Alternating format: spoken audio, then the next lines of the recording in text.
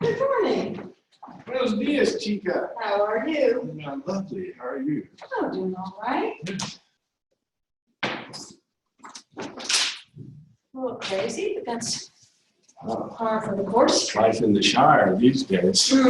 Oh, I love that expression. We are Lord of the Rings fanatics. Really? It's got the whole huge set. I said it a couple of times and people kind of go, huh? They don't get it? Oh my gosh. Well, no, because I've been saying I'm leaving the Shire. And I am. Oh. I ended up here. Are you? Leaving the Shire is a pretty darn big deal. I know. I hope I don't have to go toss the ring in the crack. Dude, we're all That in would be a trouble. big deal, but I don't leave the Shire. It's The rest just of the fellowship hadn't turned up, just me now. But And you're leaving the Shire for?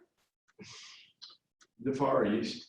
Wow. Well, first I'm going to the west, and I'm just going to keep going west, west, west until I get to the Far East. And then I may stay there for a little bit, and so we'll see. So far, my wife seems to be okay with it, which is That's a good thing. Kids That's are a all good good. adventure. Watch out for the horsemen. Oh, I mean the floor horsemen? Yes, indeed. Yeah. Oh, we watch. We'll have these when Oh, it no. goes back together. No, not the four horsemen, the apocalypse. You meant the ring raids. The seven. I think the seven. What are they called? The ones, yeah, see, I get them all. Sometimes Because they you have start long out with the lizard horsemen, nets. but then you get into the, what are they called? I think it was the riders. of The horses he are- saw when he put that on, when Frodo put on the ring, he's who he saw. And those guys stabbed him on the top of when they were Right. camping out. Those were the ring. They are I think bad, that's bad. Nazgûl. Oh, they're so bad, I think. That's really And bad. the scene, so we have the extended version. There's like 6 additional hours of footage that they included in the whole series. Wow. It's really cool. Well- So we watch it and we go, oh yeah, this is new. Oh yeah, this is new. And then we wait and we build up over a week to the final. And by the end, by when he's carrying, Frodo, Samwise Gamgee is probably to me, one of the greatest characters ever He's a created. great character. He's Yeah, I faithful just- to the end, beyond the end. Faithful to the end. I can't carry the ring, but I can carry you. Yeah. Oh my gosh, our whole family will be, we're very, very, very into it. Let's put it that way. Okay, I'll be right back. All right.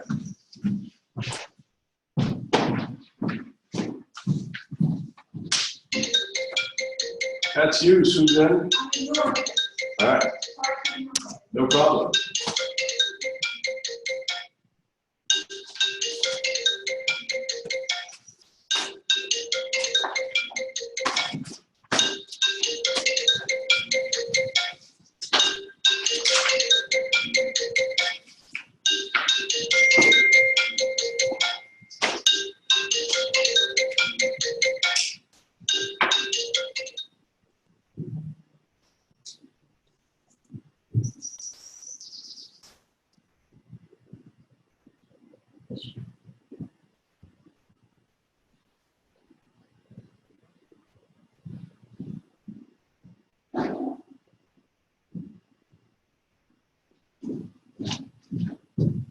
Yes, I'm sure it's just critical. Whatever the phone call was. I'm trying to have this. It's here from, I have. Our brains I tell us, can oh, be- this could be it. This could be my call to the show.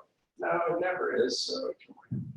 And they'll leave a message if it's Sometimes it important. doesn't work, exactly. Sometimes, I mean, if it's family, you know, I should have seen if it's my If son. it's 2 a.m. or 3 a.m., I'll forget that, because it's usually bad news from afar, or just something from really far. They're idiots, That's but those calls, when the phone rings at like 3 or 4 in the morning, it's like,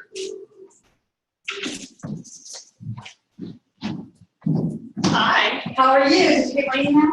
Did you send them Last night, late. That's crazy. I mean, we're gonna get there. for Wednesday? Yeah, I responded this morning. So Okay. I'm planning to see you this morning, so. Oh, good. So maybe we can, Let's do it. Let's, after this, let's put together, or even now, that we haven't started yet. okay. Let's see what is going on my calendar.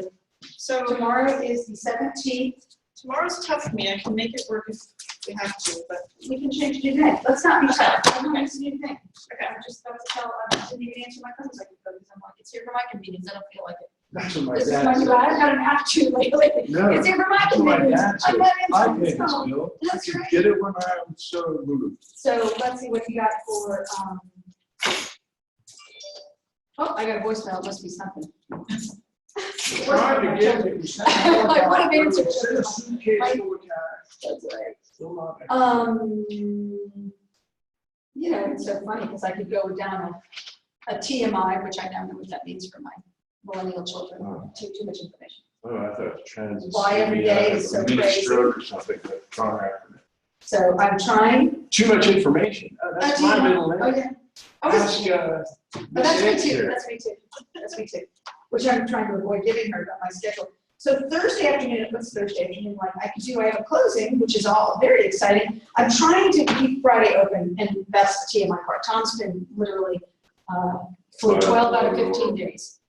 Over 100 hours. That's He's never illegal. flown, he just barely, never That's flown right. this much This in his neighborhood career neighbor. since 1985. So he comes home, I need to go. Like, what? Are you off What's now? our name? Are you off So now? we can avoid Friday, but what do you got Thursday? Or we can do it later. I am free after 12:25 On Wednesday. on Thursday. On Thursday is what I meant. That's my grandmother said, listen to what I'm saying. Listen to what I mean. What I said. How about, is this,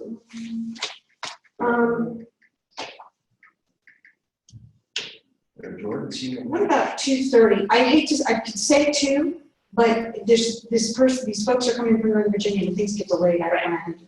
Does 2:30 work? 2:30 sounds good. Cool. Where do you want to go? What do you want to, like, you want to meet somewhere? I'm going to be in town and I can go to anywhere there's coffee. Is what I'm Okay. sure I'll be looking for.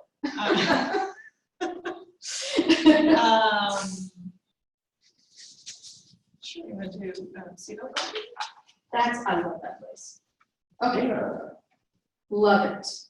run by a great Vietnamese friend. Yeah, I've met the guy. He's Wow. great. Yeah, love that guy. He's cool. And yeah, it's a neat place. And now I'm going to make it say PM and not AM Oh, yeah. because it's still saying. Thursday, May 18, 2:30, Seagull Coffee. Got it. Done. Thank you. I'm glad we did that. Yep.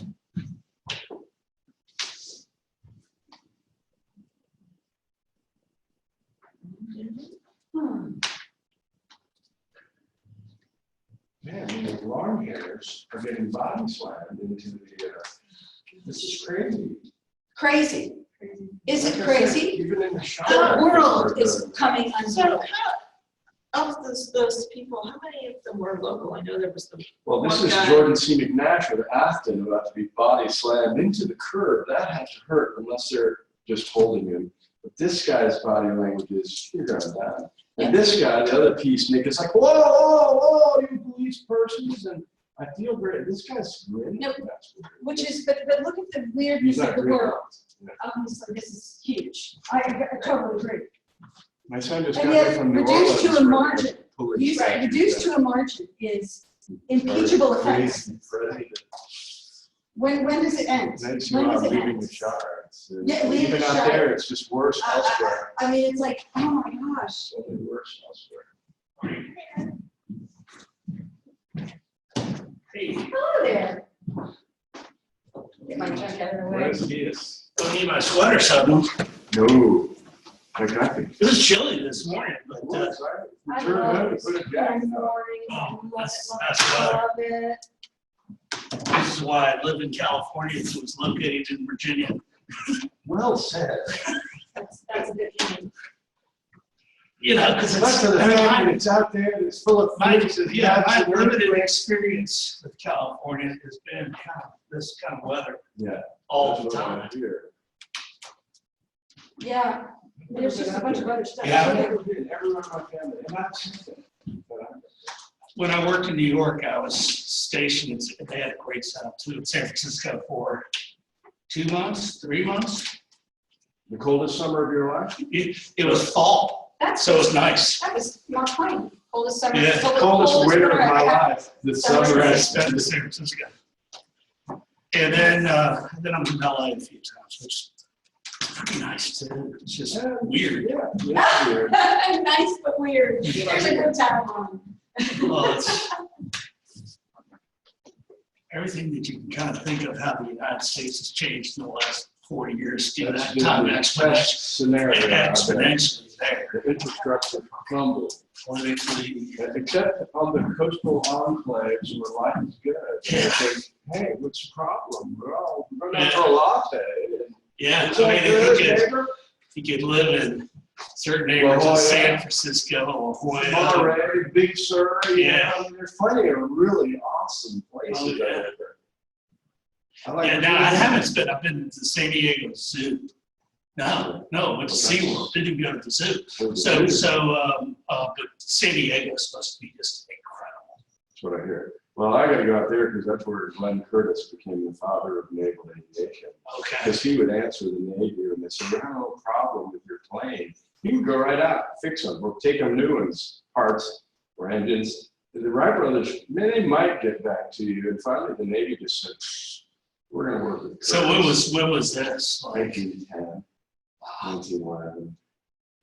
The first, it was never an official naval air station, but Saugerty Point on the Severn River was really the first naval air I station. told you, I think I told you, my great uncle died training for pilot in World War I in Pensacola. He was the first guy in That was Richmond. when it was He was the first guy in Richmond to, in theory, die during World War I. During World War I, because we went in and I don't know what in 1918 is what we 17 is when we said we were going. Yeah, we had people from the university, but they were flying in the French.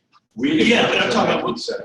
We declared war in 17. Yeah, but Did we we didn't ship- get there did until we late ship- in 17. Yeah, Pershing, you know who was the staff man, who was staffing Pershing's expeditionary force, the guy that did the plans? Marshall. Marshall's first run at expeditionary forces was World War I. He was- Well, because this guy died, you know, in like spring of 18, Yeah. which maybe he was the first. But Yeah, because I mean, yeah. if we went in there in 17, then we would have had guys die. Yeah, we didn't expect the pilots because they don't well, the plane was folded up. You'll have them later. But maybe not for Richmond. Say something. like that. Yeah. And it wasn't, I think, the guy from the Lafayette S3, Daniel Collins, who staffed I it. thought Icarus. Safe Drive. Yeah, Right? You know, Noel, the aviator. yes. Kind of, not really Icarus, Yeah. really James McConnell. Okay. Whoa. But I called it Icarus too. Just trying to show off that I did I have was told he was in Elmo. mythology, and he wasn't. I don't think so. But Elmo House shut down. It started in 09 and it shut down from like 15 to Yeah. the end of the war. Put your arm around and really train those buses. Yeah. I actually just talked to folks who live out in Wickham Pond on Plattsburgh tracks and above it. And They're so from our lovely, second yeah. floor, you almost feel like you could jump the train if Yeah. you know, so down there. But they have, he said he's watched, because they moved in when it was new, 20 years of settled in 5 years. You know, like Oh. over time, the house itself, baseboards pulling away, you know, all that Wow. settling you get over time. 100 years worth. Yeah, 5 it's, years. he can't believe it. He can't House believe would it. be It's a like this whole house. house, really. And they're not, you know, I didn't build it, I should be careful. But anyway, he actually didn't say it, but I think that's kind of tricky. Anyway. Attributed to the trade. Yeah. Yeah, because of the rattle. And they go, there's a lot of them. overnight. You know, I consider it a distance differently than that, so. It's hard to get away from the train around this town. Yeah, I love it though. I feel like we all did this before. We did, and it We was did. so much fun. I came back from work because it was very informative. You tend to impose a little discipline on your clients from the get-go, and it saves you a world of lost time later. That's really funny that you're saying that because I'm actually Not doing true. that more now. No, I was laughing because when I sat down and looked at my notes from last time, I thought, you know, I've added change. This is morphing all the time, this kind of approach. Hey, how are you? Oh my gosh. Yeah, I have the kids with me. They are so cute. They're both fitting in there. I have golden retrievers. This would not work. Yeah, they just, you know. We haven't had so. I like your necklace. Oh, thank you. What's it? I'm Susan Beers. Meg, nice to meet Hey, you. nice to meet you. And who Yeah, are they? so this is Gigi and Dino. Oh my Gigi and gosh. Gino? Yeah, Too cute. 33-hour car trip back. What? From Las Vegas, at least too. But Wow, 33 hours, door to door? So how many stops? I stopped 3 times. Missed my stops. Wow. Got pulled over for speeding, but I didn't get a ticket, and they didn't park either. I'm kind of a straight through, like John and I did Acton to Boston and stuff once too. No dogs. But yeah, so I'm I still mean, working get on a on. roll. It's a podcast. I don't know what we were listening to, but I listened to the first serial, and it literally is exactly from Harrisonburg, They see a difference. just out of the western suburbs of Boston. That one podcast. I used We to, went all the way. My dad lived in, and my mother lived in Wilkes-Barre, Pennsylvania, where Queens College is, so I Yeah. used to drive up there like 5 hours, no big deal. Yep. Well, nice to meet you, and thanks for coming. What I was just saying is that we did this session before, and when I sat down to kind of review, I thought it's amazing how much it's changed and morphed. And if anything, I'm raising the bar even more in terms of expectations of buyers. Isn't that interesting? And what I love about this You're session, gonna float off the train or the plane and find a house immediately, and there's some work involved. there's a whole process involved, and something I feel like I've learned is that this session that I always schedule. So I might have said early on, oh yeah, if we get to that, we'll do it. Now it's almost, I'm insistent. We're gonna sit, I don't talk this way to them, but we're gonna sit down and do this, because I'm learning a lot about how serious you are. It's gonna be a rocky road. Yeah, and the market right now, I think it's sort of dictating that, right? Thank you. Exactly. And that is to me so elemental to me that I sort of have to be reminded, everything is market driven. The way, I mean, years ago, we might have sat down and said, you know, we have all the time in the world, there's so much to see and look at, and you're gonna be the only one bidding. Not now.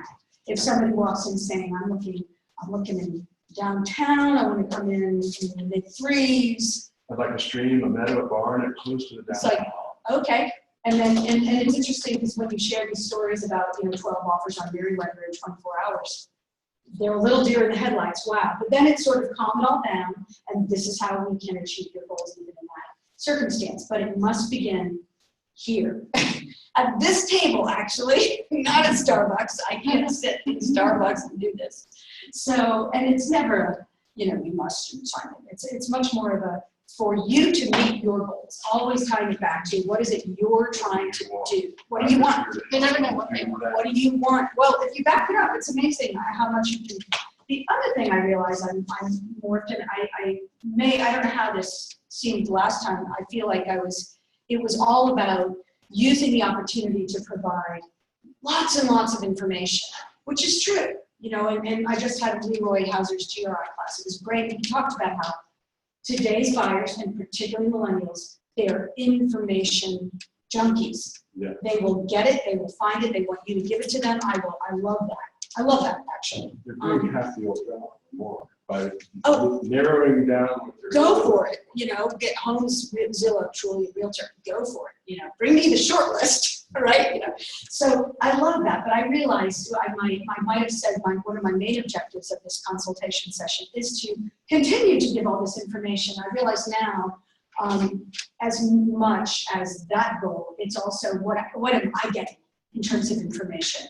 What am I learning before we spend years and cost millions of lives before we spend a long time looking at 20 houses, we're gonna start this process knowing a lot more about whether you're qualified, how serious you are, what your time availability. I've run into, this has been a learning. I'm working with some folks now that are looking at a very competitive market. They have very little time. So unless we can leave on the listing the day it comes on or the next day, we're not gonna win.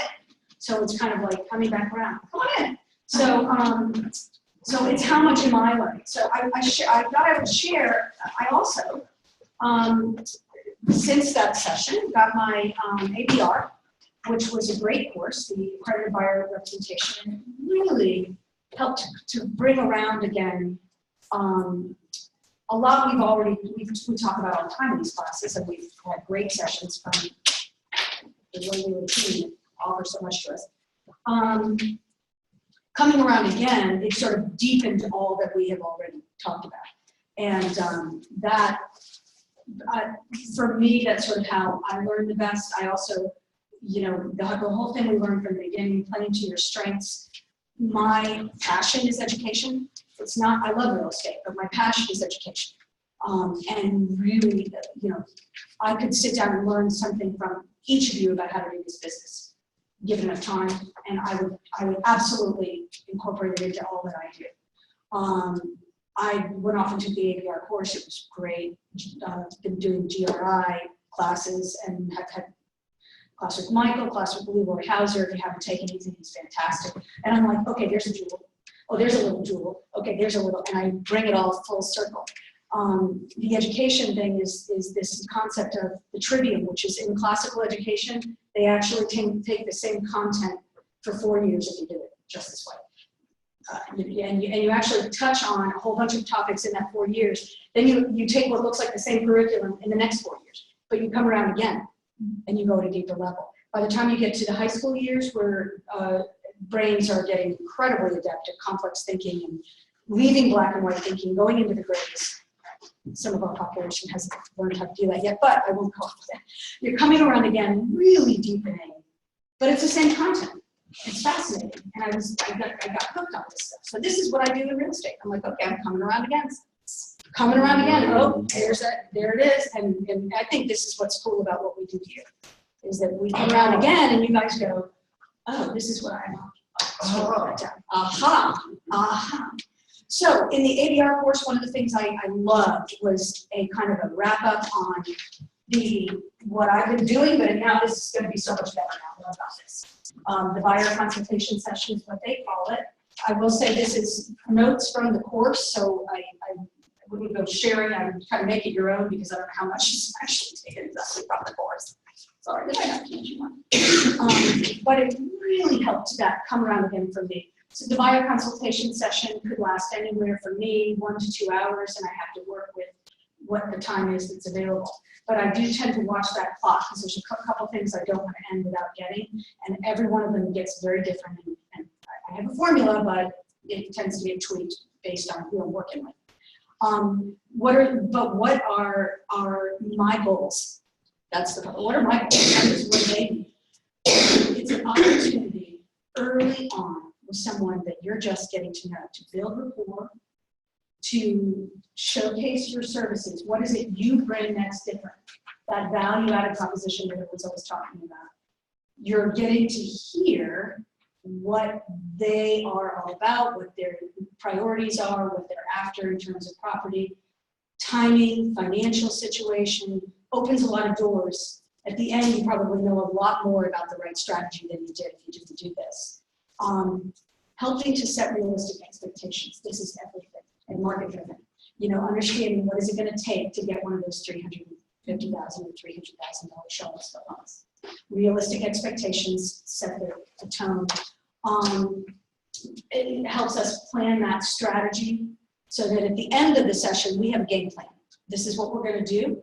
This is what you need to do. We're going to keep that bar high on what they need to do. This is a teamwork approach, and what we need to do as a team. But all of that drives toward getting that representation agreement, which I think, out of the gate here at Roy Wheeler, that's one of the first classes is that the importance of that buyer broker agreement. I really struggled with that at first because I just felt like a bit of an imposter. And now I'm just very much more intent on why it's so important. I absolutely, just like Michael has talked about, tweak it depending on if I have someone who I keep them in their comfort zone. They don't sign things. They want to study and read. We can turn that thing into whatever works. When we go look at a property, we can have it be just effective today, or we can be effective for the 2 properties we're going to see today if I have someone very hesitant. But by the time we've gotten further into the relationship, they're usually ready to sign. I have laughed that I think I can so overwhelm people with information if I'm not careful with this. Look at my book. This is just, I could go through this whole book. By the end of the process, they're either never going to buy anything or they're only going to work with me. And that's okay. It's like, they're either so terrified that they're like, what the heck was I thinking? I'm not going to do this, right? I'm going to rent. But at any rate, it's sort of, I keep that in the back of my mind. Am I going too far now? Do I need to bring it back? But I feel like there's a very important process where it drives toward you deciding, do I want to work with this? Is this working for me? Does this work with my goals, which is that I'm not going to sacrifice myself? But the house is I'm just not. And I've learned from very, very experienced agents about some of their early war stories, and I love those war stories. What are their goals in the session? Their goals are similar. They want to learn, do they want to work with you, right? Getting acquainted. They get a chance to share a little bit about their ideal home. What do they want? They usually are walking in with lots of questions, some of which they don't even know they have. Some folks, and even with people who've purchased before, I think it's a useful thing to sit down. But I've been working with a fair number of first timers. I tend to attract them and I enjoy working with them, so there's probably a thing there. So I find they have a lot of questions, and the more we get into it, the more questions they have. How does this work? What's the appraisal all about? A lot about home inspection, things like that. So they're coming in wanting that information and learning about the whole transaction process. So to me, and obviously deciding if they want to work with you, but so often that call comes in, I want to see this house. And if it can be, well, let's pause the game. What's the house? What's the property?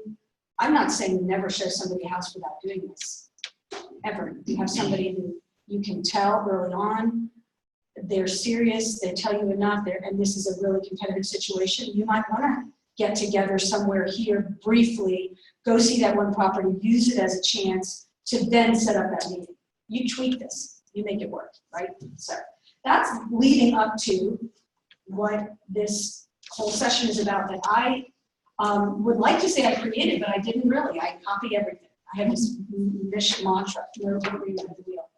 Somebody has done this before, and I just got to figure out who it is and ask questions.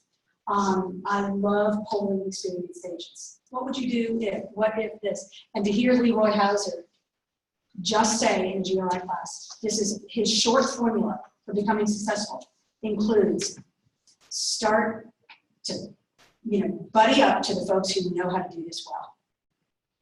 Connect with them, talk to them, ask them questions. Throw out, if you ever need to send a referral somewhere else, just to have that relationship. I've been doing that, and I love doing that, and I learn a lot from all of them. But I was interested to hear him say, you want to align yourself with people doing this very successfully because you will learn from them this much. So that's kind of cool. So I'm not reinventing the wheel. I absorbed Kimberly King's thing she did. Michael brought her in from Northern Virginia, I think it was 2015. Yeah. All the other classes I've been taking, everything I get when I sit down here, you guys share your stuff, and Michael and everybody else. So this is sort of a composite. When I first sit down with somebody, just how this happened. These folks came to me through another agent. They are new to buying a home, and they also have an added thing with it.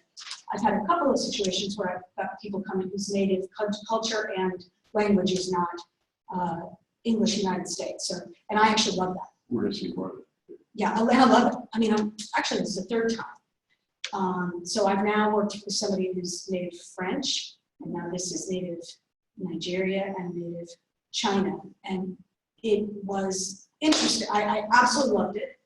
I found in every case, writing was the preference because writing communications is sometimes a little clearer for people. And I would want to do that if I were trying to buy something first. I would read and translate versus think I just committed to something verbally that I didn't know I committed to. Lucky numbers. Exactly. And I think we are going to see more of it in our wonderful melting pot. So anyway, that's been really interesting. In every case, they were buying their property for the first time. We sat down, and even though my goal was to get to that contract, I realized I got to step back. We're going to talk a little bit about your history, how long you've been here, you need a town, you've been renting, where you want to be.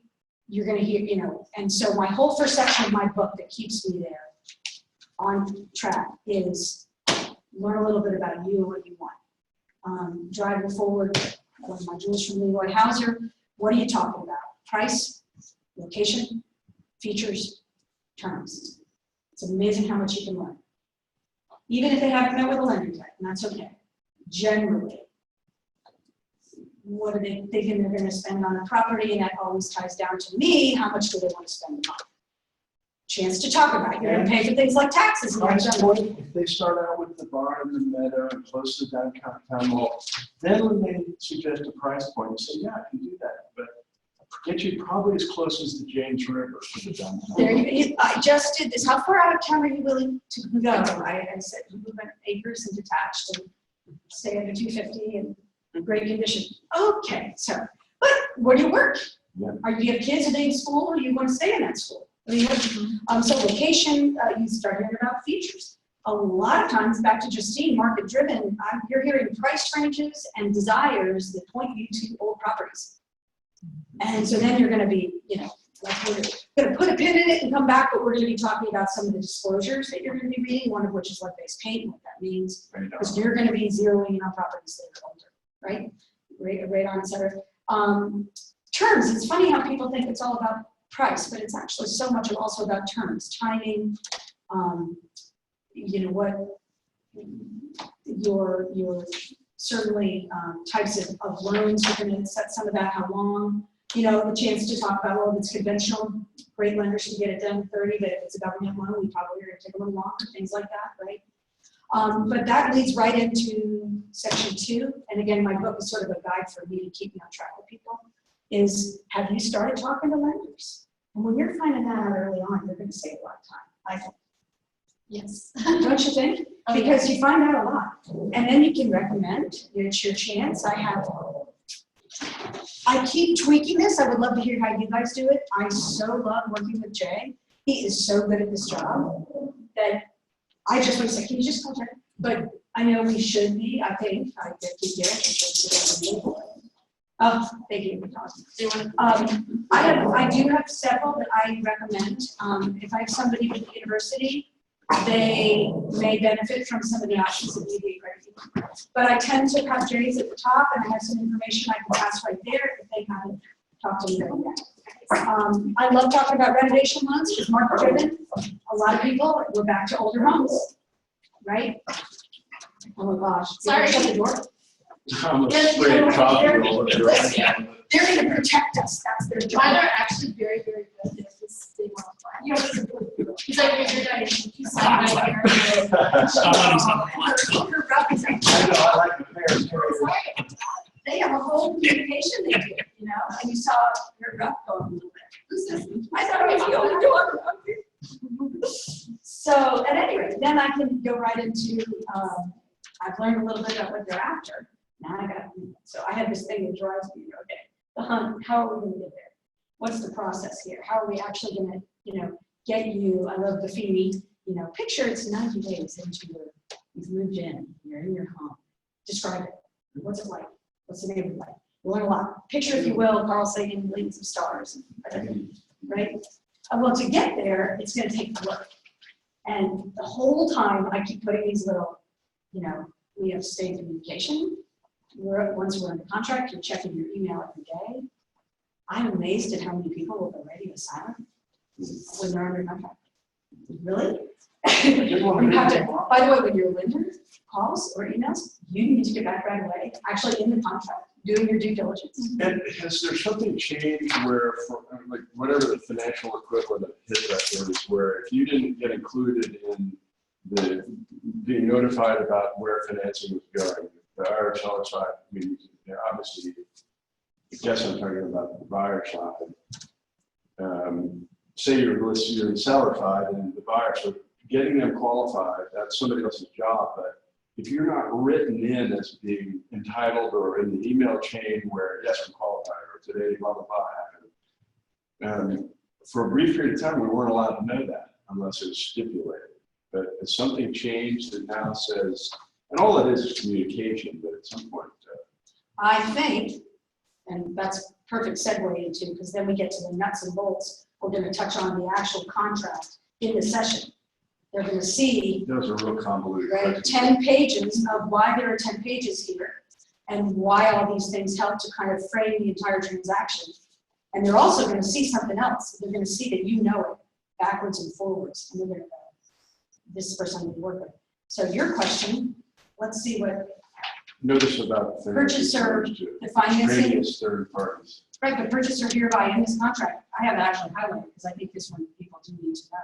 Purchaser hereby grants permission for purchaser's lender and selling company to furnish selling and listing company information about the status of the loan approval process, including specific items required by the purchaser's lender or actions the purchaser must perform to obtain loan approval. Purchaser agrees to provide, I mean, they're agreeing. That's it. They're agreeing to let that, people tap in. Now, do we get to know all their private information? Absolutely not, but do It's not HIPAA, what's it? Dodd-Frank. What's his name, Barney Frank? Well, Dodd-Frank is a disclosure kind of thing, right? That's That's a, Nothing to that's do a with different. I don't think so. No, we get to, because we're gonna get back to me, what is the most important part of paragraph 5 is section E. What constitutes default when you're seeking financing? Yeah. I mean, and I don't,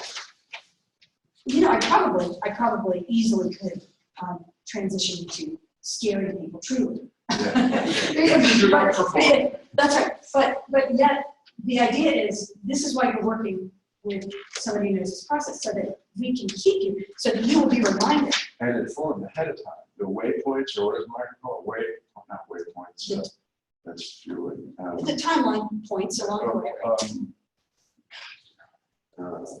It's like waypoints, that's fuel points, but it's where you're notifying people ahead of time at particular points in time where questions have come up, and if they're already informed of it because you went over the contract, like the inspection process for sewers and septic fields. Isn't it? Radon, if they're all prepared ahead of time, then it's not a surprise. Michael has a word for Exactly, it. well, we gotta get In it. Vegas, what they had me do when I first got my license is, the RPA was 11 pages, and I basically had to look at the page, not read it or anything, and know exactly on each page what was going on in front of my team leader. That is a great exercise. Yeah, and I'll probably, because it's different here, until I feel confident. Well, and the thing is, it's always changing. Even this is something amazing to me, because you'll talk to somebody who's been doing this for a long time, and they'll tell you They don't changed do it. Well, the contract changes sometimes twice a year. Yeah. And don't you want to know? And the VAR has a really cool redlining thing, so you don't have to read, you can go see what they changed. And sometimes it's trivial, and sometimes it's not. We now have the recordings thing in the listing agreement, right? That's not trivial, and that's a new But when thing. you're sitting down with your client, you already know what that page is, you don't have to go and. And then you're demonstrating, I know this. Yeah. And you know what else? Well, it makes me think of another little jewel I got from the guy who taught the GRI risk class down in Rome. And I told Michael I knew when I was going to this one that I was going to come out going, getting in this business was a stupid idea. Because the whole class is about how to stay in jail. And how you actually can go to jail if you really screw up. You're representing somebody. It's kind of fiduciary responsibility. I'm terrified. So, but because I'm so scared, it's probably a good thing. Because you're Right? careful. Right? Keep your client from being. Exactly. You hold that back. Exactly. And you know what he said in the class? He said, and Michael had it in RTC, read the contract in his GRI class. This guy said, not only read the contract, every month, every 2 months, whatever, when it comes out and it's new, read it backwards. That I haven't done, can't wait to do it. And he's insistent. He's like, Put back. you don't literally read the sentence backward. Read the last paragraph, the second to last paragraph. And what happens is you will see things because your mind is so used to going through the way it goes through, right? That you go, I don't read that because I got it. And you will, And you'll never it's change great. it. And I'm like, oh, man. Self-editing, is that the word? There, that's a different, it's a great one, but that's a different. That's not good. At any rate, well, what happens though, you just said, you've gone through this stuff overview. We can't possibly sit down in our first session with a buyer and read 10 pages. They can read, they're gonna walk away with one that looks like this, right? That you can get on, you can do this on zip forms, you can do this on transaction desk. Sample, because we can't hand them out blank, right? Sample. Can't do, we won't tell. You are being recorded, but we won't tell. Okay. Or So, you could write across the. Did I see? yeah, sure. Take it and just write like, Oh, that's what highlight I sample. But they can read, they're gonna take it home, they're gonna realize at the end, boy, they really do need to understand this. So as long as you highlight it blank, then that's okay. I think that the idea You is gotta like, make you it, just you gotta know. write sample, you gotta make it all graph. So Okay, they you couldn't can be do that. used Got it, and They fill can in the blank. reprint it and go to business themselves. got it. Or use it and buy some, get you, whatever. Or You some- pass it on a blank, Virginia Research, I'm sure has rules about Yeah. it. But they're gonna come, when we've hit it once, so to give an example of what you were just talking about. One of the things we're gonna be talking about is financing, how you actually obtain a loan and what that means. You have your first gate, once you're under contract, is within 5 business days, making formal loan application. There are questions about that. What does that mean? Guess what? You're going to come full circle back. I just got somebody under contract yesterday. They're going to get an email today with congratulations and here are all the pertinent dates. And the first one is you have until next Monday, close business, to make loan application. Okay. You got, and And if they you're don't, going to go. they're in default. Well, and there's some little, you could work, you working with Jay, I know there's a little bit of wiggle room sometimes some way, and if we were to go back to a seller and say, by the way, they have realized they need to seek a renovation loan on this property, it's gonna take another couple of business days, you get their agreement, I think as long as everybody's agreeing, okay, we'll give you a little longer. But you've gotta understand, buyer, you now get to go get that loan. You're gonna have to do some shopping. Your job for the week is to find your lender, right? So would they come back around? One of my favorite things of one of my favorite recent transactions is this wonderful client. She's a young nurse at UVA. I've decided my favorite clients are UVA oncology nurses. I keep working with UVA oncology nurses. Wow, They are incredible. that's a new Smart, practice. young, saving their money, ready to roll. And They know what can loved happen. this session. They love it. I mean, she was like taking notes and asking, and in the entire process, she must have said 3 times, we talked about this. Oh yeah, we talked about this. And it's like, it's all. Wow. That was a side benefit I didn't see coming in the sense that so much of what we covered early on, I'm just thinking of copying Kimberly King, saved me time later. I didn't have to pause the game or wasn't a crisis because we already knew this was coming kind of thing. So that's kind of cool. When I go, again, heart of this thing, when I'm actually going through the contract, because we've come to this point where we're going to talk about the meat of the process. I make sure they have theirs with them so they can make notes. I make sure they have a pen and a highlighter that they can use because there are going to be things they want to do. It engages them into the document. And then we're going to hit the highlights. And every time I find something else jumps out at me, there's no way to go through 10 pages of detail. But I highlighted for myself my master copy that I call it, to be able to hit the high points, to talk a little bit about how, yes, this is called a contract, but it actually isn't a contract. When you first sit down with me, when we found that house you love, there could be other people that are also interested in it. So we're going to really be happy that we did this today because you're going to know a lot of what we're doing at the time. We're going to be in a bit of a hurry to get it, right? But it's an offer. There's another great word, and I can't remember it. Shoot. There's a legal word about how it migrates from offer to contract. I want to say morphs, but it will go from offer to contract in negotiations once everybody has agreed and signed. And it's the same darn document, so it's certainly easier to start with the The same one. ratification process, no. No, there's a great, I'm gonna get it. And so the point is, when you're first sitting down to write this with me, because you found that house you really love, it's an offer. It is not actually a contract yet. And then I go through the basics, right?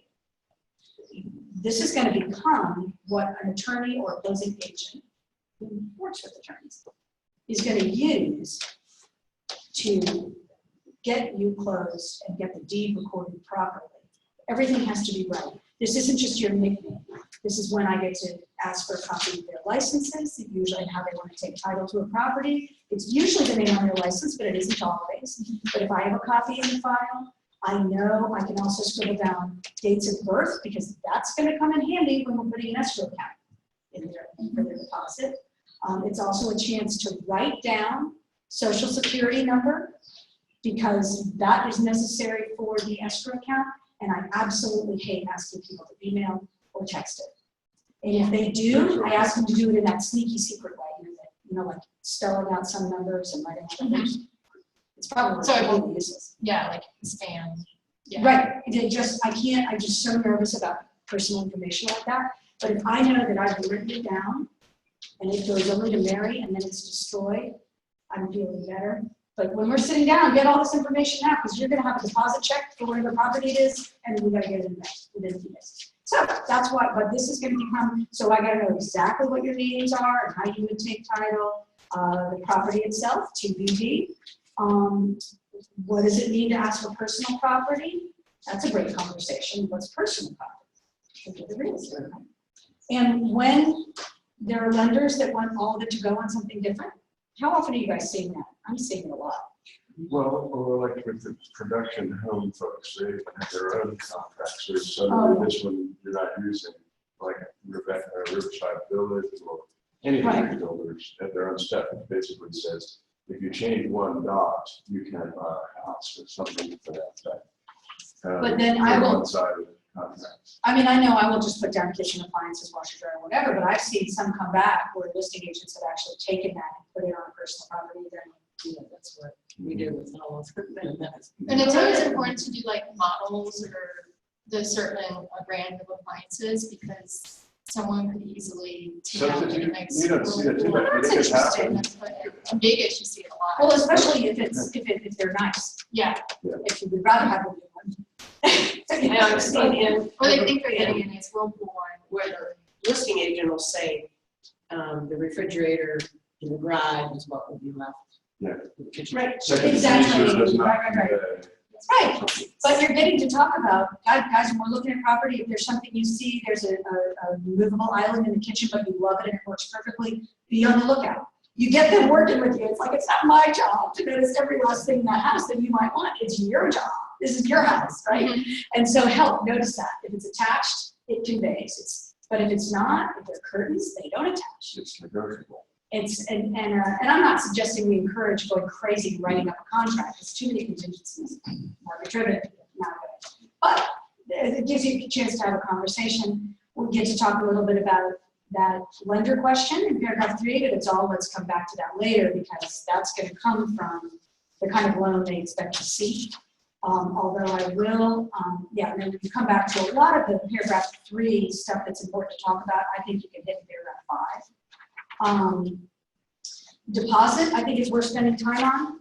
You do have to step up to the plate with a certain amount of money that demonstrates how serious you are about purchasing.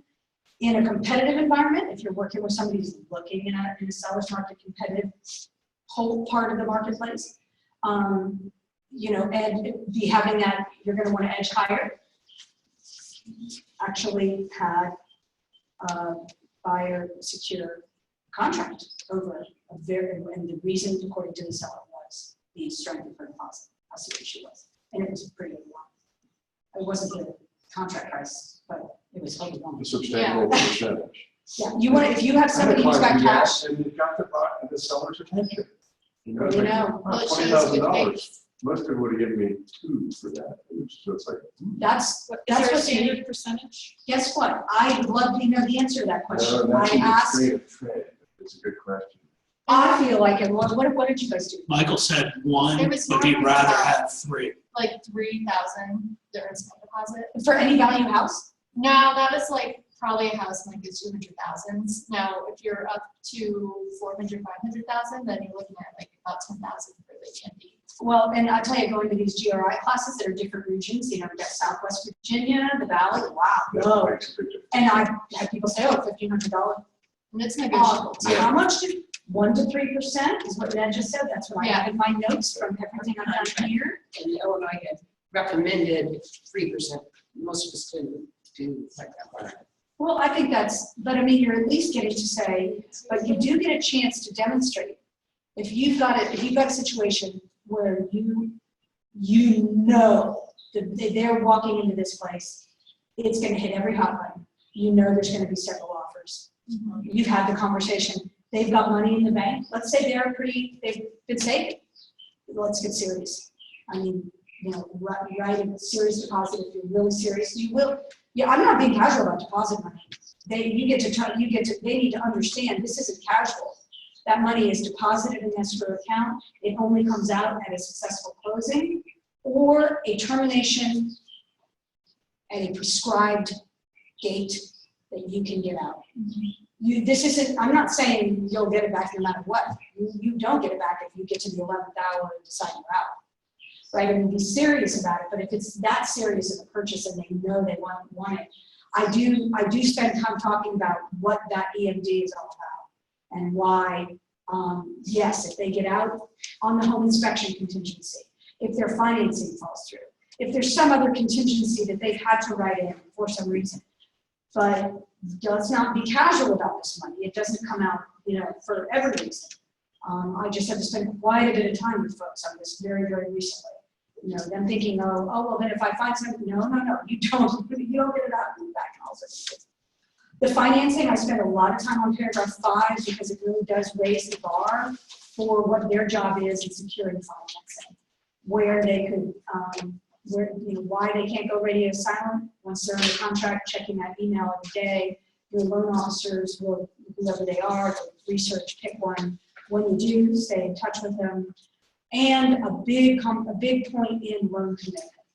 This whole process, and sometimes there, you know, one of these days I'm going to find the actual transaction flow chart that I'm happy to, so some are just overwhelming and some are not, but that's going to become part of what I do is sit down. But that transaction process, you know, you go from getting pre-qualified to put that offer in with a pre-qual letter, well, now it's kind of like you're dating, right? To then you're going to make loan application. Well, now you actually are getting engaged with this lender, right? You're a little more serious, right? But you're not there yet.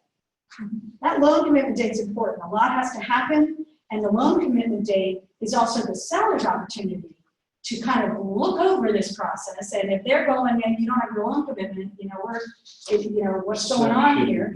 I will be.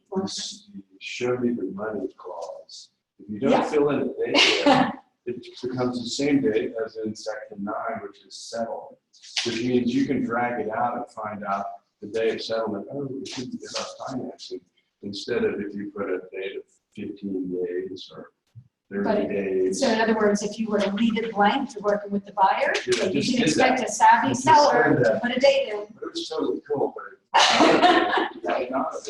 I tell you what though, most sellers, if their agents are doing their job, are not going to sign it up. They're not going to recognize. We want a date in there at least 2 weeks prior to closing, right?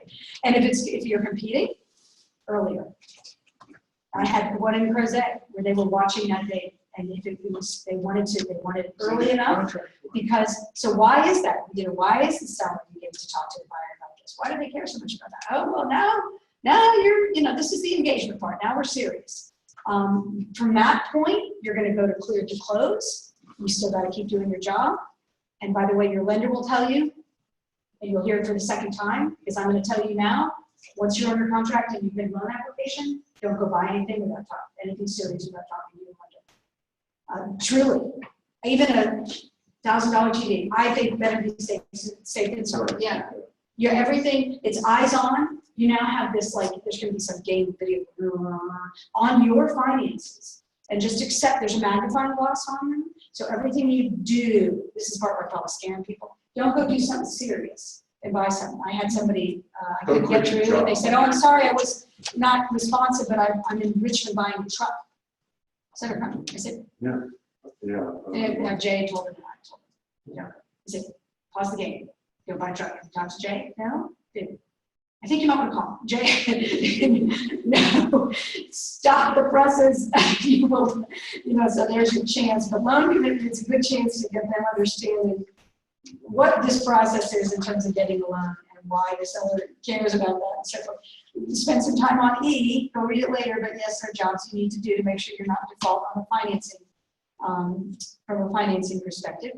And F and G, I think, are highlighted in mine for me because I think they're worth letting people understand how clear they need to be about whether they intend to occupy. That lenders are wise to the old game where people tried to pretend it was an occupied property and get great primary residence loans. No, you can't do that. You must be totally forthright about your use of this property. Forthright, and anything where you step away from that and are getting into fraud territory, it's fraud. And Yeah. that's one of those. Now, see, I'm probably, like I'm saying, right. So, and then I love G, because everybody by this point is thinking, oh my gosh, I already know my lenders. No, actually you don't. Once you're under contract, there's nothing that says that you have to use this loan you got pre-qualified for. You might find a better rate or a better product. You have to do it quickly. It can't take forever, but so G, nothing shall prevent you from pursuing alternative financing if there's a better deal. And they love that. So we can either deal with the government loan paragraph in 6 or not, depending on whether they're, they're conventional at this point. But I do want to talk a little bit about if it's possible they'll use an FHA or VA loan. All the other paragraphs you can almost hit. You can probably do a sentence, a paragraph, and skip some when you're just trying to get people to understand the process in the contract. Loan fees, what does it mean to borrow money? What does it mean to get loan? You're going to pay more to a lender than you will when you've purchased your cars or anything else you bought that's expensive. I try to hit Title 8 and 15 together because it's all about the same idea. They have different meanings, those paragraphs, and I wish they would be together. Maybe someday they will be, but like right after each other. But being able to talk a little bit about the importance of title insurance, they're going to get that question from their attorney or agent, and they have an opportunity to think about whether they want to purchase their own policy. I have not done a session where there weren't a lot of questions. They don't understand it, and they want to understand it. So I just had an experience with this. So we bought our house in 1999, and we refinanced it once between then, and then we've also since then actually paid it off. So we don't currently have a mortgage on our house. But we've been going through some estate planning, and it came up that the title was never released when we did the refinancing. Oh my Yeah. gosh. And that's When you paid it off. Yeah, and it's been refinanced and paid off since 1999, since we bought the house. a long time. Yeah, so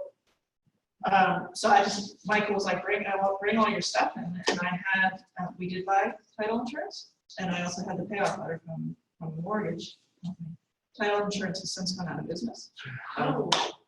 So we weren't able to do that, but because I had the payoff letter, Katie West was able to help us, and she actually found it. So, And it was. You have a ready-made now story. Right. Everybody you work yeah, with. yeah. Let me So- share so I- with you how innocently something can be. If you're good, if you're golden, if you got title insurance, the point. That's. Yeah, whatever our maintenance and.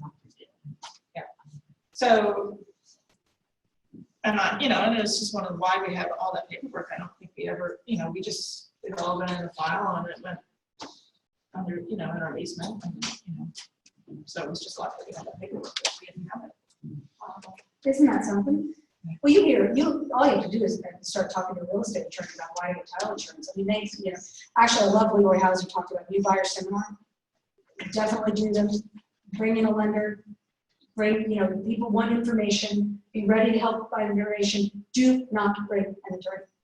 He does not want you bringing a closing attorney with new buyer seminar because they will so terrified of it. They see when it gets to them, it's gone bad, right? When it gets to the point where they're having to resolve a conflict. So everything is a war story when you think about it. The condo River Place, which is a huge luxury condo up in DC, in Roslyn, I mean, major league event. And this thing is something like half done, when it turned out that the guy who sold the land to the developer, that wasn't his wife. Or his at the time, wife. it was his girlfriend. Wow. And so everybody in that place that had title insurance was protected, and those who didn't, I mean, their own owner's title. Well, you can definitely, by the end, there were, you know, and I must say, I'm getting, a lot of my buyers have been opting for their policy, so it must be working, whatever we're talking about. There's no way at, right now, 10-20, if I went through, well, like I would with a buyer, right? Where I go through and I hit the high points of each paragraph. Risk of loss is an important one. The seller's obligations on 14, the termite report, are sort of similar. You can kind of talk about it a little bit alongside 17, because they have an obligation, if it's a well and septic property, to provide all kinds of reports within 30 days of closing. And so that sort of comes under the same topic. And then you're getting the sense that yes, there's some obligation on the seller. But overall, what do I want to make sure I talk about when I'm going through this? Virginia is a caveat emptor state. So yes, the seller has to provide you some things. Yes, they have some disclosure responsibilities. Their agent really does. Their agent must disclose a known adverse fact, right? But the onus is on the buyer to research, to inspect, to bring in whomever you think you need to evaluate your decision. And there's no To limit check, on inspections for But within a don't- period of time. but so often, people are coming from other areas where the disclosure responsibilities are higher. The seller obligation is stronger and higher. California and Texas to me too. So to me, you guys come from different states, it would be interesting to know where we compare. But Virginia in general, you know, we're going to talk about it, guys, because you're going to be looking in areas where you might want to get, you must do your own research. But it also tells them, this isn't my house, this is your house. And one of my favorite jewels, and one of the first things I ever did here was Ray Cadell. Cadell did a HUD. I don't do the, I've never learned HUD, so I haven't, but I took his class, it was great. What is my favorite thing I got out of that? He said, the first thing I learned, it's not your house, it's not your money. Don't forget it. And it was so great because this is their purchase, their asset, their responsibility. And if they understand this process, they're going to want to do the research. They're going to check the registry of sexual offenders. They're going to check if they're curious, if they want to know what the area of crime stats, that's their job. The seller is not required to tell you if a crime was committed here, anything. They don't have it. So that's why we got to do teamwork here, our job, and you got to do your job. That comes up a lot in this contract. You know, that'll cover the, you know, at the end, we were talking about disclosures and also talking about the paragraph 25, where they're actually given the website to go check registry of sexual offenders. That sends a signal, doesn't it, to your job, research. I also Does that think affect the agents? I would always- Yeah, by the way, I hope Edmund doesn't come up on this list where people work, you know. That's hilarious. So the equipment and condition and inspection, I try to talk about that alongside talking about home inspection, which is a whole separate section after I go through the main contract. I have right after that is a very important document which will go along with your purchase offer, which is your intent to get a home inspection and how that works, and where you have, despite Virginia being a caveat emptor state, you now have a little bit more power with the game with option 2, 1A2. That you actually, if you learn something in the home inspection. Where are you? I'm sorry. Sorry, I jumped into the home Yeah. inspection, then you can get out. Addendum, okay. Right, but what I was talking about, because I'm trying to do this quickly. No, I understand. I'm is just, that I'm when we're looking at talking 19. about the whole condition of the property paragraph, I try to talk about it at the same time as you're gonna wanna get a home inspection. You're gonna check off in this contract that you want a home inspection. That is going to define a lot of what your expectation is about condition, repairs the seller might agree to do. We're going to be looking for those. We're going to be making sure that the property just before closing is the same, generally, other than ordinary wear and tear, as it was when we wrote the offer. That's the whole paragraph you know, this is the kickoff is paragraph 16, but we're gonna tie into getting a home inspection. We're gonna tie in to, that whole concept of a walkthrough. Yeah. We're gonna tie into when they're writing an offer and they're walking through that house they love. If you see pictures everywhere, there's probably holes behind those pictures holding up those pictures. Yeah. Now, some buyers will go, sellers will be nice and patch, but understand, we can't come back and say, oh, gosh, they didn't take care of that stain on that before. That's just here, we're looking. But if you come back on your final inspection before closing, and the shower heads, for instance, are missing, and they were there when you first saw You the bet. property, suddenly then there's sort of a time when, and I understand, you know, keeping attorneys at bay is important, but realtors sometimes wind up buying a last minute thing that disappeared. They don't, there's not communication, and these sellers actually were mad and they stole them back. Kept them. Isn't that outrageous? I always do What the people final do. review before closing. You've just given me an idea about something to do this better, go ahead. Home, Oh, home warranty? thank you, yes, home warranties, does that fit into this discussion? Guess what? I'm so glad. What question, we need to do this for longer. Later in my book, again, I'm trying to run through it quickly because this is a big part of what I'll spend in their time, but yeah, come back. Right after after the contract, I've got my home inspection section, then I've got my disclosures. Those two topics drive you right toward condition of property, next section, home warranties. And I keep a bunch of stuff in here. I've got my American Home Shield, the 210, HMS, options, costs. Sometimes we get the seller to buy it, but in a really competitive market, maybe not. So this is sort of the general cost. But what the idea that I just got from what you were saying, I find that every time I go through the contract in preparation for one of these sessions, I get a little bit more organized about how I want to hit topics quickly. And when you think about it, the paragraph 13, risk of loss, paragraph 16, equipment condition and inspection, paragraph 19, home inspection. I'm on a roll here now, because I'm going to make it make so much more sense. Like, And paragraph, this is not, this could be more organized. Someday they're going to ask me how to organize it. And paragraph 26, those could all actually be brought into one 10-minute conversation with your buyer, because they're all about the same thing. Go through those numbers again real quick, This is how I'm seeing it. just run the numbers. So 13, risk of loss, something Right, big's happened to the Right, property. right. 16, equipment condition and inspection. Yeah. 19, they're gonna desire a home inspection, we're gonna recommend it, and if they say they don't want one, they have to sign it, we told them before. Right. And then 26, 26, okay. property disclosures. They all relate to what shape is this property in, and whose responsibility is it to? From And end to end. exactly, from one all the First years, off, you can say, close. so what does it look like now? What are we going to negotiate for after the home inspection if you haven't chosen to exit, right? What are the seller's obligations in terms of disclosing issues that they know of or don't? That's paragraph 26. Risk of loss, if God forbid some huge event happens, a major flood, a tree on a roof. You are protected, the seller's insurance policy needs to be in effect, and you, on a big catastrophic thing, which by the way, their language is, in the event of substantial loss or damage, it's a little bit of a gray. What does that mean? We can call it even, no harm, no foul, contracts off, if either side says we can't say it. So Or, well, you get it.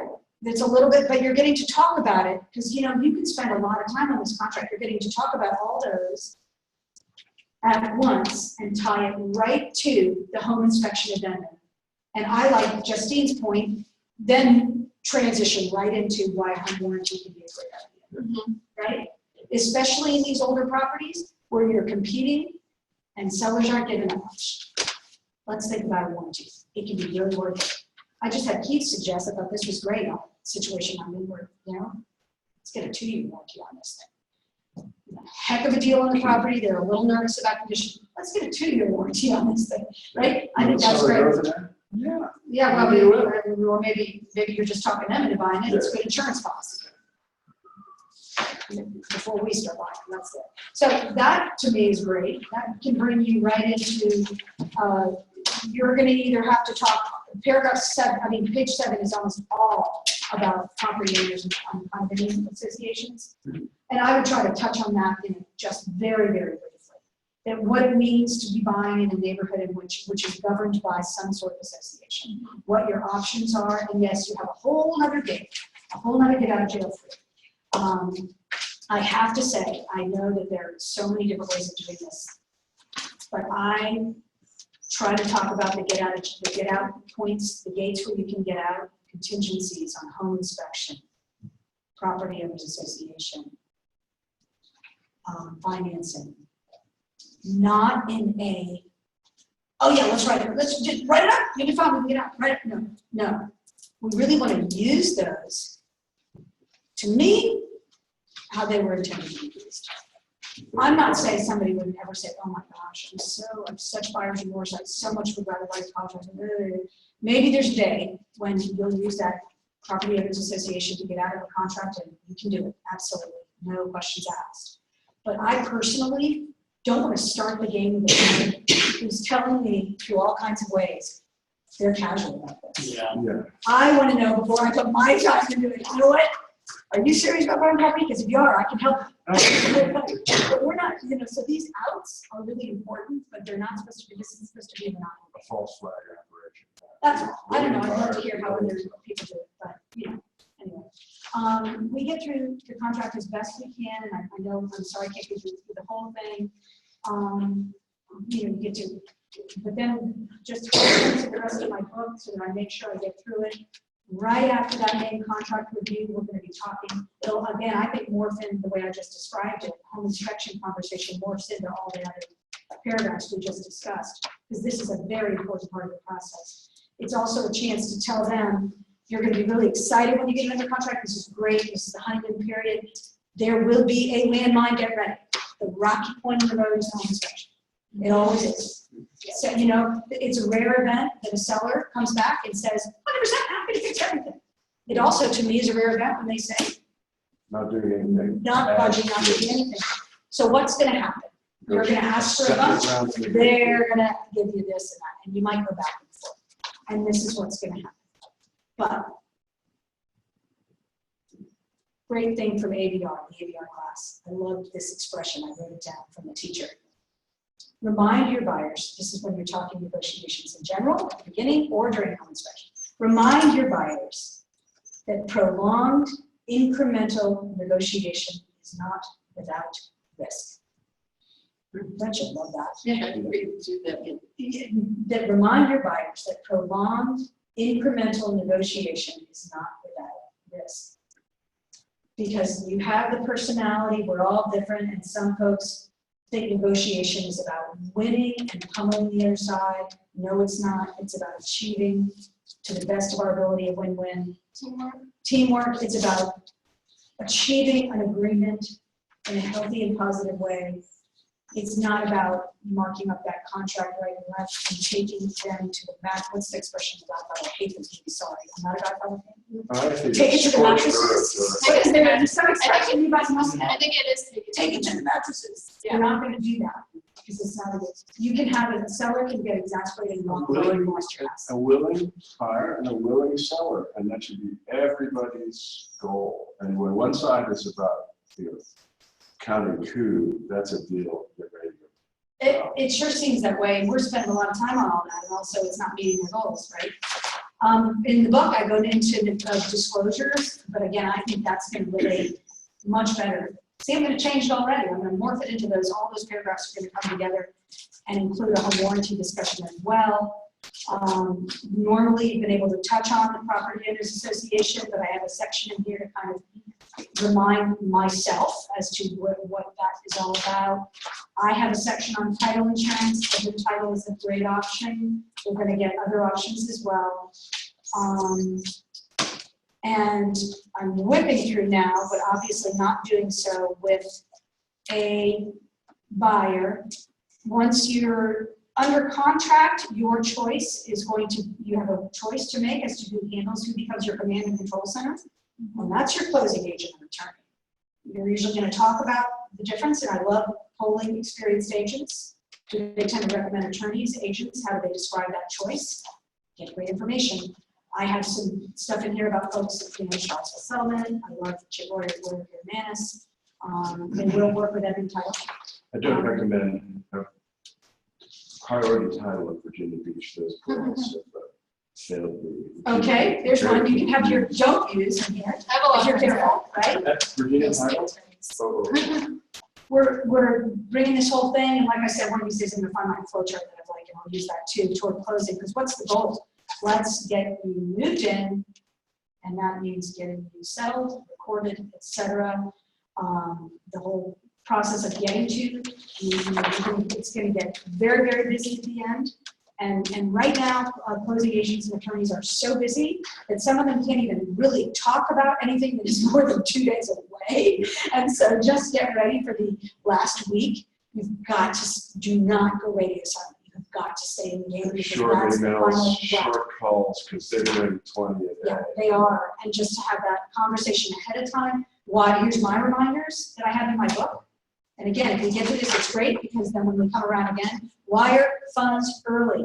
Don't walk in 5 minutes before you're set to close. Most of the day before. How about the day before? What do you need wire? The only time we use attorneys in Vegas is before steps. We never Okay, use them. see, every state, and we have kind of a choice, and we, Yeah. you have to have a section on what if things do go south, what if you do need to get out, what the release of contract is all about. Then it's all the end of the book, and if I've done it right, I have at least 10 minutes, because I'm trying to watch the clock with folks, right? To get to, by now they're either like not buying houses, right? Or they love Lord and they love you. And then you get to talk about why you don't want to navigate this by yourself. They've learned a lot about that, by the way. You can really do it, right? So, what does it mean to have agency? Why you want defined written buyer agency on your side? It wasn't always that way. Well, a great thing, by the way, these pamphlets are here. I mean, these little brochures, they're in the back closet. You can hand them out. I just have it here. What does it mean to be represented? Understand that the listing agent with the sign in the yard represents the seller. That's their job. We're hearing more and more. I just turned it in my risk class. He's actually starting to tell his agents not to discuss anything but facts about the property when they're in the property. They are getting so paranoid in Virginia Beach about recordings. I think people didn't know for a long time that with nanny cams and other things, that suddenly sellers were listening in on the agents Wow. and buyers. This guy's got a huge brokerage, and he's telling everybody, don't discuss your interest in property. It would have never occurred to me. Isn't that crazy? Wow. But that's when you need to talk about it. Yeah. If you're in That the makes sense. room, You gotta isn't go. that crazy? But guess what? Wait That's till you go agency, outside. you're on their side, you're representing them, the other folks are, and then you get to talk about what happens if it's a Roy Wheeler sign in the yard. What does that mean? Designated agency, that's okay, it can work. I personally don't do dual agency, and this is my opportunity to tell them that and to make it why, that that's a strength. In my view, it is. I think they're probably agency doing very well. I'm not one who wants to do it. So I get to talk about that. So then it's the why me, and this is the part that if, half the time I have no time left for this part. And that's really stupid. There's so many people that are so much better about this. But I'm starting to collect. I'm mimicking a wonderful thing I saw Bird Abbott's book. Isn't that wonderful? She has this wonderful. It is. Why I'm the best? Why I am so great, and she is. And I'm telling you, she had me at hello. So she's got, and I'm adding my reviews that I personally have had, the reviews of Roy Wheeler, why we're so flippin' awesome, why what I will do, what my clients say about what I will do, why we want to do this Why did together. they refer me when we're done? Because it was such a pleasant experience. Exactly right. That's the part I'm building, which is, thank you, Jonas Smith, for getting me at the end. This is the part where you start talking about referrals. Absolutely. And this is how I work. I do not want to spend thousands of dollars on advertising out there with print media. I want to work with great people. I want to know who you know. So all along the way, if I measure up, if I do what I say I'm going to do, have me be your real estate card in your Rolodex, as Michael put it. That you're going to come around and say, oh, you're thinking about buying a house? I got somebody for you. I personally have had to strengthen this part. Play to your strengths. I personally have not been as strong as this as I need to be, and one of my goals for this year is to get stronger. I laughed at that. Remember that, you guys got to see Sneakers, and now I'm going to tell you again, got to see Sneakers. Great movie, I've Sleeper. heard of that. Yeah, it's one of those that like passed by, but Robert Redford, fantastic. Mary McDonald, some of them, you know, oh, I'm fine. I mean, they're offering anybody all kinds of money for anything. Oh, no, I'm fine. And that's a little bit of me. Oh, no, I'm fine. No, in our business, we have to be much more overt about it. You are lucky to have me. We don't say that, but that's the message. I will work my tail off for you. I will get you into the house you want. I will help you. And what can you do for me? You can think, when you think real estate, think me. So I'm trying to work on that. We'll see how it goes. The last section is all about referrals. I'm glad you brought that up. So how often do you guys, through when you're working with people, ask for referrals? Do you wait till the end, beginning? What do you do? My last client, this is lucky, this is where it's supposed to go. My last client started that conversation. He's a professor out of Wyoming. He came from Washington. He thought he'd retired from here. His wife has been dogging him for 10 years to get rid of the Nelson County land because they're in Wyoming. And we solved the problem, and they're like, I'm going to so build your business. I got people out of this. And so he started that. I'm like, you're talking my language. But do you have like a prescribed moment at which you like or do you wait till the end? Do you, hey, listen, you know? Yeah, and I mean, it usually comes up sort of inadvertently in conversations, and if you're communicating, it's almost organic. Not always, but so when do I'm only up to my 4th deal, so I didn't say that. I know, this is why we'll do this together. Well, We're I all think gonna get in my better. previous life, which that was all I got my business was referrals. I was very wary of kind of putting out, and this is maybe some head trash, but I was very wary of looking like I was going next, you know, so I tried to, like you do, I tried to demonstrate that somebody would want to work with me. And, you know, oftentimes I try to have some kind of conversation if I was talking to a professional about how I would ask them, like, how do you go about, like, getting your clients and stuff? Learning from people who are already doing it, right? Learning for your client. You know, in other words, you're a lawyer, you know, a lot of corporate lawyers don't advertise. So how do you generate your business or whatever? And then, you know, kind of leads a conversation. Then you kind of say, well, here's kind of what I do, you know, and blah, blah, blah. It kind of ends up being much more natural than the much more formal, like the Joe, whatever his name is, that says, you know, I want to put you on my list of favorite people or what. I mean, that to me sounds so forced. And by the end of the day, you will get thing of value. Yes, I don't know what it is. yes. Well, but you know what he does obviously works for him. Yes, But yeah. I, I'm just talking about myself. Yeah, exactly, but I kind of go, how do I morph that? Yes. And then again, here's a little jewel, I just found it quick, I can't believe I found it so fast. Leroy, that's just hilarious, and Michael will tell you, he does it well, how great he is. He, again, on this short list of things you need to do, hanging out with those really experienced, successful folks, or doing the business the way you want to do it, by the way. Right. There could be some that are not. So I'm not saying it just anybody. So he says, what's another one? Get comfortable with your script. And it doesn't have to be something you memorize from a guy Right. who maybe felt forced. Right. You just had a little thing. You just took us through. Right. So what does he call it? He called it the happy script. And he gave an example of this guy in Virginia Beach who has mind-blowing business. And he attributes it to his happy script. And Leroy says, what's your happy script? And he said, at every point, somebody's very happy. They're right under contract, or they've walked out of this meeting and they're like, wow, I just had one the other day. And somebody said, oh, I finally feel like I found somebody who can get me that house. I mean, that's a happy moment, okay? Maybe the home inspection negotiations went well. That's a happy moment. You're looking for the happy moments. So he calls it the happy script. And right out of his pocket comes his, I'm glad that it's going well. This is why we're working together to achieve your goals. So let me tell you, this is how you can see how I do my business. Communication is. What I need from you is you be thinking, who do you know? So the question script from this other guy is, who do you know right now that's thinking of buying or selling real estate? You actually put it on, you look for something specific. You don't leave it sort of, hey, if you ever hear of anybody, Right. you say, who do you know right now who's thinking of buying and selling real estate? Then I might be able to help. So I'm going, everybody in that class was just scribbling this line down from the Happy Script. And he has generated outrageous amounts of business from this one thing he says, this is Happy Script. So that to all of us strengthening our Happy Script, Yeah. because I gotta work on that. Yeah, That's something I just kind of go, oh, no, glad I can help. Yeah. I'm good, I'm fine.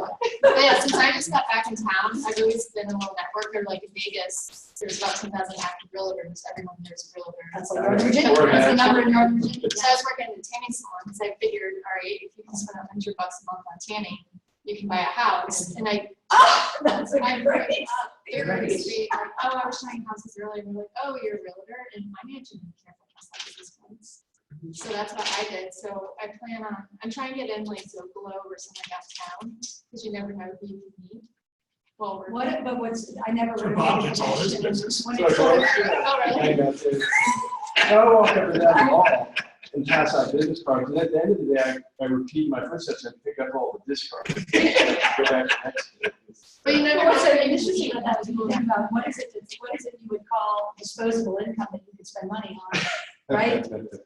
You know, and that would be one of them. I know, Stu, actually, he used to, Josh, who manages the note down there, we would have him pass out his cards on Sundays. Well, it's a, it, What are they gonna claim even about if you it? don't work there, You you eat Josh there a lot, and you know I the used to work there. proprietor, you say, yeah, would you mind? And then we He's say, doing, yeah, yeah. Stu's the one that recommended me to come here, so, yeah, Well, welcome, it's a great place. it's crazy. What is it? Wow. Nice to meet you. Yeah, I was in Vegas for 7 years, I grew up here, so. Glad to be out. There's Out of a, Vegas. Yeah, I left my ex there, that I went there with, so definitely interesting. that coming back in means, town. Yeah, I graduated from Western Alabama. wow. When? Huh? 05? Sure. And I keep having those moments where I'm walking downtown and I run into like 10 different people, but they all look different. I look exactly the same. Well, okay, well, wait a minute, that's so cool that you just said that because, But right now, so coming back in town, I knew the owner of Holly's, so I'm bartending there. Holly's? Yeah, How do you spell Hollis. It's at East Market in Mead. It actually just went under new ownership, but a lot of the people that come in there are construction guys. And then one of them actually is good friends with my brother. He's going to introduce me to like some of his friends who are at the top. I think he said Pete Coy or Stockton, or I don't know. He knows a bunch of builders. look at the cover of this issue. Okay, That's the under 30 in real estate. nice. Well, I just turned 30, so Well, but you said graduating with 5, I mean, you had to be yeah. close to that, but that's the So 30 under 30. I mean, this is the Oh, cool. the rising professional Yeah, really. realtors. But I also, the reason I grabbed it, because sometimes there's useful stuff, sometimes not. But I thought this was really useful for our time right now. Millennials. Yeah. Oh, Oh, yeah. competitive, multiple. Yeah. And I mean, Michael's done these Mark great is classes like on how to Mike manage Evans. multiple offers. Yeah. But I have, in a bidding war, helped your sellers think about more than money. And I've heard of a couple of instances with sellers who are afraid of the bidding war. And of course, I'm in there going, Bring it on. bring it on, man, we're doing them, and don't worry about the bidding war, let's Also, do it. to your earlier point, it's not just about price. You get the bidding where you do the pricing, and then terms, that can make How all the strong is difference. the financing, how committed, there's a whole bunch of other stuff, and the classes here have been great. What was interesting about it is that they've been great, and then you go out in the world, and I'm amazed at I mean, you can have agents that are here and have been in this business for 7 to 10 years, and wow, a long time. They don't have experience in this kind of a market. I mean, they actually don't. And whatever that time period is, the last time we had an intense seller's market in the, 4 and under, right? It's not every price range, but in certain areas and price ranges. There's agents who've been doing this a long time who have not experienced this market.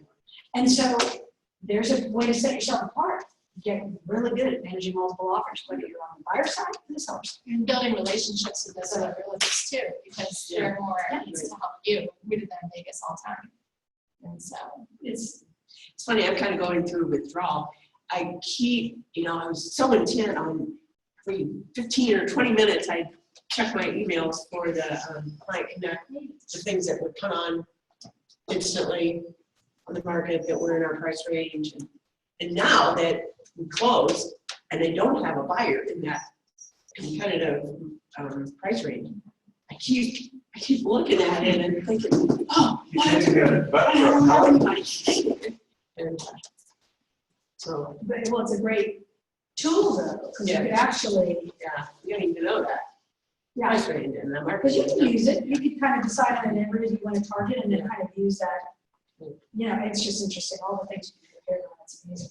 Sorry we went over. Put it in Thank you. for tomorrow morning, and the next morning, Keith Smith will be Yeah. here to beginner paragraph, and then. I woke up to all these ding, ding, ding, Yeah, ding, same ding, here. ding, ding, ding. I turned my sound off. Yeah, that'll be great, both of those are great, I use both every day to prepare on the transactions. Did you Yeah. see that? This thing about doing? Yeah, I have all my paperwork. I'm just waiting for them to send my licensing, so I can submit that to get so. Yes. Well, this is cool. But he's Yeah. gonna- Connect with everybody. This one's a whiner today. What did We're you- gonna use the children's.